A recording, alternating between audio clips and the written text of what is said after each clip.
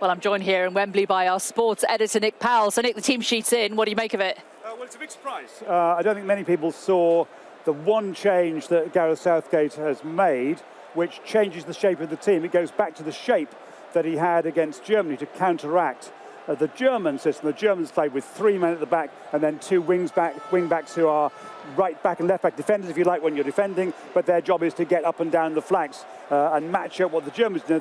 This is not matching up what Italy do.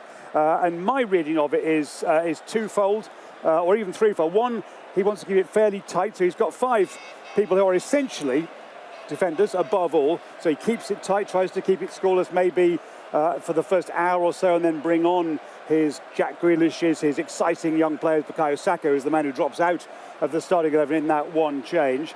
Also, he'd be concerned about the threat that Italy do have going down the flanks. They've got 2 very good wide men who could be a threat for England, so you try and counteract that. And also, he likes to spring a surprise, Gareth Southgate. There's almost always a surprise. This is the first time that he's kept the same team, had he done so, since the last big match, the semi-final at the World Cup in 2018. But once again, one change. He likes to keep us guessing. Of course, he wants to keep the Italians guessing as well, because the Italians would not have seen this coming. They'd have prepared for it, but it would have been in the back of their minds, not the front of their minds.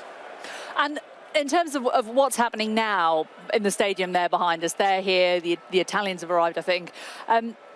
Gareth Southgate's done a huge amount to protect the team, to keep them in this bubble, to keep them focused on the task in hand, just winning the matches, not listening to the noise outside, as it were.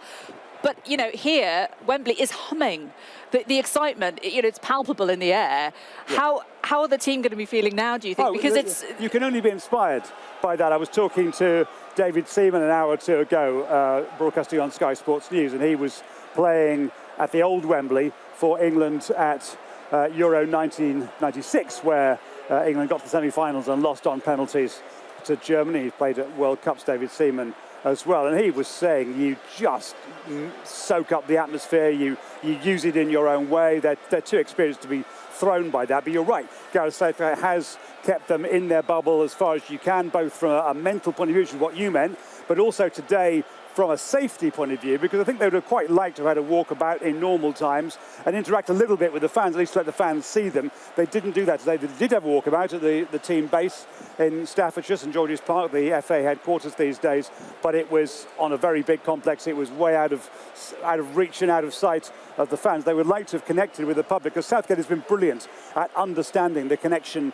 with the public, and it's really telling that in that, was it 37 seconds that the Gareth Southgate delivered to camera today, which you played just now. One of the things he said was, I hope we've represented the country in the right way. Not too many England managers would have got that into their 37 seconds before the biggest match of their lives.